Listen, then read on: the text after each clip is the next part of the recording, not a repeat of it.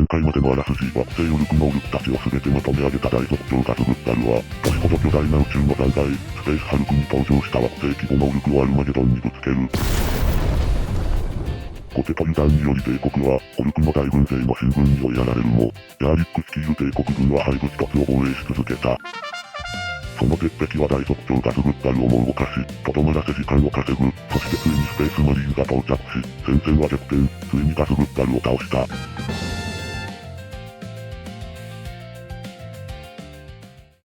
神、見えた。というのが、第二次アルマゲドン戦役の、大まかな流れと考えてよいでしょう。しれっと攻守交代してますね。また手続けに授業はしんどいか。オルクにしたら頑張った方。それもありますが、とりあえず授業を続けます。王子エンペラー。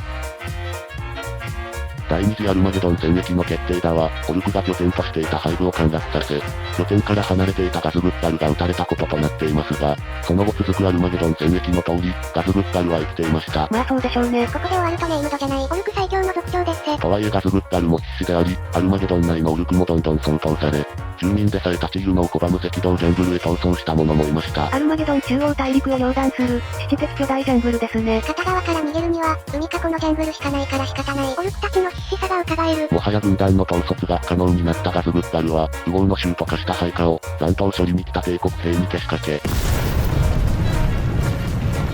ガズグッタルは側近だけを集め、ワールドキラを再起動し、宇宙へ逃走します。ワールドキラすげえな。本当に最高の乗り物だった。ある意味こいつこそ司法だわ。こうして帝国大勝利、オルクの脅威を見事に退けた。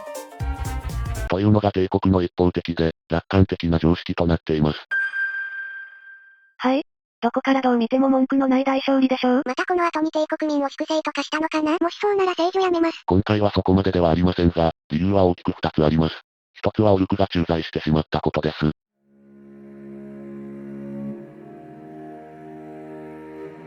駐在？どこかに残党が残ってただけでは？確かにオルクは赤道ジャングルや、背部跡地など潜む場所にて残党が身を隠しました。ですがオルクは一体いれば胞子をばらまき、そこから社会を形成してしまう繁殖力を誇ります。例えば赤道ジャングルに逃げた残党も、もともと原始生活をしているオルクからすれば、人類よりかは生存率が高く、繁殖も可能です。赤道ジャングルを拠点にできてしまうのですか？激しい気候変化その他諸々などあるので、ジャングル内を渡り歩くことになると思いますが、オルクそのものを絶滅できる環境とまではいかないようです。もしそこまでひどかったら、人類も赤道ジャングルを通過できないもんね。また、廃墟と化した膨大な大きさを誇る、廃部都市もオルクが湧き続けています。衣食住をほとんど選ばず集落築けるのって、ほんま反則でしかないですわ。何せ死体からも胞子をばらまき、スクエッグ、グロットが隠れ潜み住居構築。次第にオルクが育つという異常事態がたやすく起きてしまうからです。ちょっと待ってください。そんなのもう浄化案件ではないですか？その通りです。スペースマリーン1のオープニングで速攻惑星浄化を提案された理由はそれです。今回のアルマゲドンも人類不利の時点で、惑星浄化されたかもしれないのですね。ですがアルマゲドンは、苛烈な工業汚染にも耐えれる惑星のため、帝国最高の輸出惑星ですからね。浄化してしまえば、他の帝国領域の戦力が大幅に弱まるから、消せないんですね。はい、なのでこの戦役後、オルクのウォアによる被害が限りなく続いています。ウォアですか？辺境にオルクが現れたとかでなく。ウォアです。小競り合いも含みますが、内戦に発展しています。破壊された設備、輸出国としての工業復活なども急ぐとはいえ、オルクに攻められた後どうなるかを理解している帝国は、当然、占拠された背部へ向けての局地浄化も行われたに違いありません。浄化の手段豊富なのほんま帝国やなって。ですが攻めてきたのは惑星規模のオルク軍団、並の残党処理で追いつくわけがないのです。第2次以降、アルマゲドンはもはや戦争惑星となっており、何度もオルクと内戦が行われてます。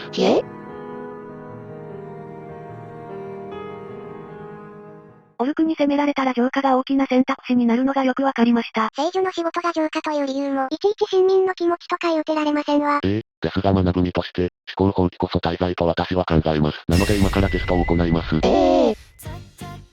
この後、ガズグッタルはワールドキラにて帝国領土、惑星ゴルゴタを乗っ取ります。しれっとまた惑星規模の被害出しやがった。第2次からこの間約50年、一体どうしてこんなことになったのか？帝国は何をしてたのか？ガズグッタルはどうやって兵を集めたか？その答えを導きなさい。ではシスタースペリオール。王子エンペラー、時間を与えたから、と思います。時間を与えてどうなったのでしょう？まず帝国側は、最大輸出惑星の復興と防衛強化に、数年から数十年は当然続く大規模な復興に追われること。そこへアルマゲドン内で復興を超える速度で、繁殖してたびたび攻めてくるオルクたちとくれば、予定を大幅に上回る日程となると思われます。であれば、ガズグッタルを追うのも難しく、広大な宇宙へ逃げたガズグッタルも動きやすかったのではと考えます。なるほど、ガズグッタルの脅威を一番知っているアルマゲドン自体がそれどころでなく、結果ガズグッタルに時間を与えて逃走を許した。わかりやすく、かつたやすく起きてしまう脅威ですね。なかなかいい答えだと思います。ありがとうございます。では次にシスターヘビーボルター。王子エンペラー。ガズグッタルの船、ワールドキラがスペースハルクであったことが原因かと。その心はオルクたちは、スペースハルクを操縦してアルマゲドン中域に来たのではなく、ワープにてたまたま現れたと教わりました。急な撤退をしたとなると、逃走中もワープを使いこなせている可能性は低いと思われますし、連中もワープをコントロールできないならば、逃走の際もロケットのように飛び続けたのでなく、ワープし続けたため、行方をくらませることができたのではと考えます。ふむふむ。結果、帝国が捕捉できないまま、年ほど大きいワールドキラはオルクが増え続けると想像できますし、そのような不安定な船なら、定期的にワープゲートが発生し、悪魔が現れる可能性も考えれば、ワールドキラ内でも内戦によってオルクたちは鍛え上げられ、軍として成り立つのは容易に想像できます。となれば、惑星ゴルゴタはアルマゲドンのように、惑星規模のオルクの軍勢にやられたのではと考えます。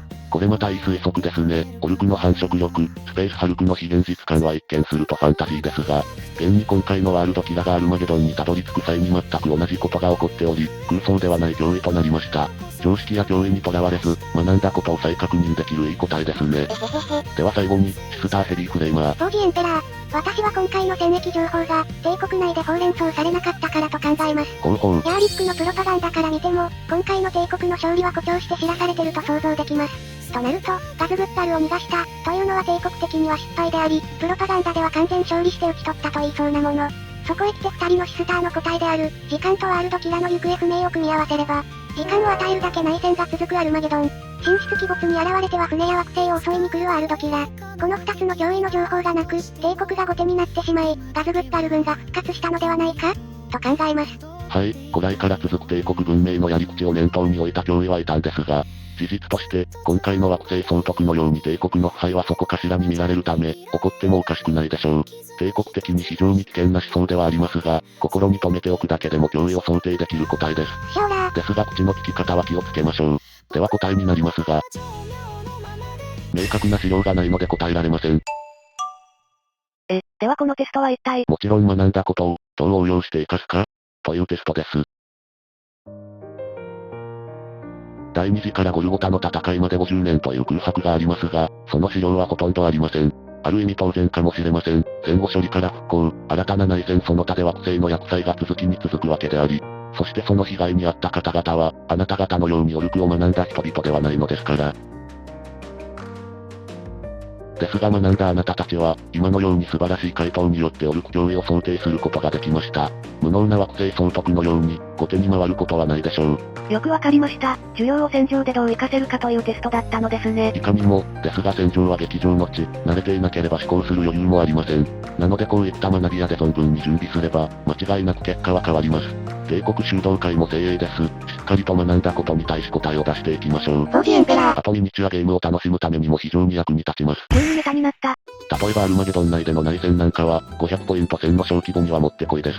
赤道ジャングルで観測されたオルクの掃討を命じられた、パトロール部隊 VS 逃走中のオルク部隊。確かにそれは面白そうですね。廃墟の背部にて内戦は、小規模から大規模まで何でもありです。観測されなかったところでオルクが大軍勢を築いていた。もちろんありですし、実際アルマゲドンでも起こってそうなもんです。じゃあそれらがラクタを組み合わせてストンパで攻めてきたなんてのも。建物も少ない野外戦にて激しい砲撃戦と巨大兵器のぶつかり合いは熱いですね。じゃあキルチームはどうですか？当然ありです。防衛成功していた背部でもオルクが戦ってたわけですから、浄化が行き届かず徒党を組んでるオルクもいるはずでしょうよ。